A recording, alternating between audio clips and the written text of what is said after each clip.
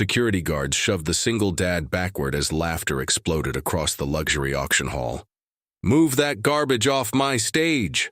the billionaire snapped into the microphone. "The parking lot has standards." Cameras flashed toward the rusted car. Collectors smirked. One man covered his nose dramatically, but nobody noticed the little girl clutching the father's sleeve, staring silently at the billionaire with tears in her eyes. Then the billionaire leaned closer to the car and suddenly stopped smiling, because hidden beneath the cracked dashboard was a symbol he recognized instantly, a symbol that disappeared 20 years ago, a symbol worth millions. Security guards grabbed the front bumper before the old car could fully roll onto the polished auction platform. The crowd burst into laughter. Crystal chandeliers reflected across million-dollar sports cars lined around the hall, making the rust-covered sedan look even worse under the white showroom lights.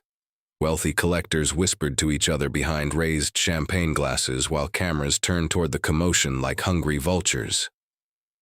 "Sir, vehicles for disposal enter through the back gate," one guard said coldly. The single father tightened his grip on the steering wheel but stayed calm. His tired eyes never left the stage ahead. "I registered 3 weeks ago," he answered quietly. The guard checked the tablet again, confused. Before he could respond, the billionaire host stepped onto the platform in a tailored black suit, adjusting his diamond cufflinks while the audience applauded. Then he saw the car.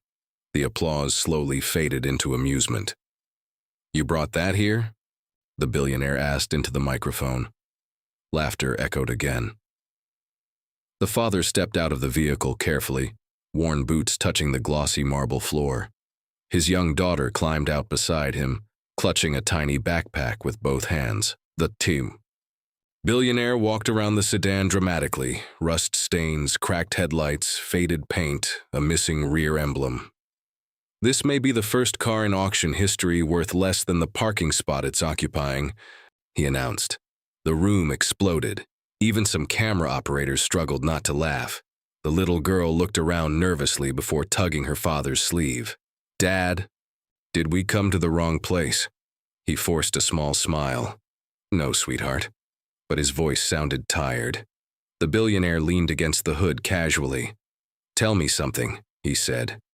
"Did this thing survive a war or lose one?" Another wave of laughter hit the room. The father stayed silent. That silence bothered the billionaire more than anger would have. Most embarrassed men argued. Most desperate men begged. This man just stood there beside his daughter, calm and unreadable. The billionaire smirked and motioned toward security. "Help our guest remove his antique tragedy before it leaks oil onto my floor." 2 guards approached immediately. The little girl suddenly stepped in front of the car. "Stop," she cried softly. "My mom loved this car." The room quieted for half a second. The father's expression changed instantly. Pain flashed across his face so quickly most people missed it. Most people, but not the billionaire. His eyes narrowed slightly. Then something inside the cracked dashboard caught his attention. A tiny silver symbol hidden beneath the steering column. His smile disappeared. He moved closer. Closer. The color slowly drained from his face, because he recognized that symbol immediately.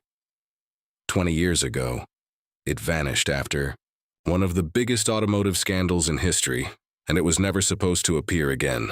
The auction hall emptied slowly, but the billionaire remained frozen beside the rusted sedan long after the laughter died.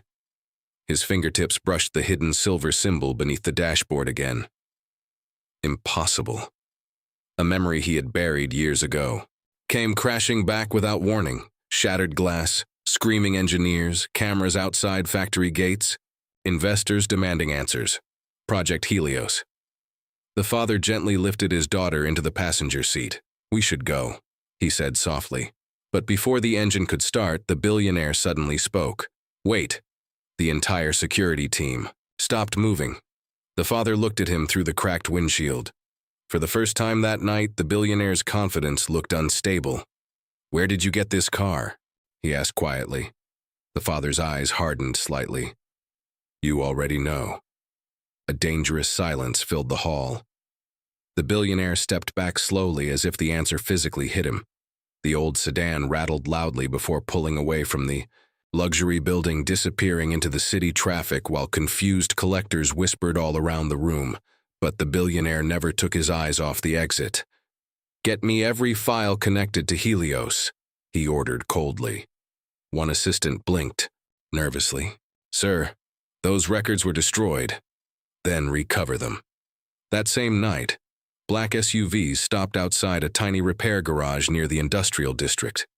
Rainwater dripped from broken pipes overhead while the father worked silently beneath the car with grease-covered hands. His daughter slept peacefully on a small couch beside an old heater, wrapped in a faded pink blanket. The billionaire's private engineering team circled the vehicle carefully. One mechanic removed part of the engine cover, then froze. "Sir," he whispered. Another engineer leaned closer with a flashlight. Under layers of rust and rebuilt metal sat something impossible. A handcrafted hybrid energy system, decades ahead of its time. Every engineer in the garage slowly stopped breathing. "This technology shouldn't exist in a car this old," one murmured. The billionaire stared underneath the hood with growing disbelief. Then he noticed something even worse. Every custom modification was signed with the same initials. AR. The initials of the engineer blamed for the Helios disaster. 20 years earlier. The man everyone believed died professionally after the scandal. The billionaire slowly turned toward the father. "You built this yourself?" The father wiped oil from his hands calmly. "No," he answered. His eyes drifted. "Toward his sleeping daughter, we built it together." The billionaire frowned. "Who?" For the first time, emotion cracked through the father's calm expression. "My wife." Silence swallowed the garage. Then one young engineer suddenly looked at his laptop screen in horror. "Sir, there's no engine serial number." "What?" "It doesn't exist in any database." The billionaire stared back at the car slowly. And for the first time in years, he looked afraid.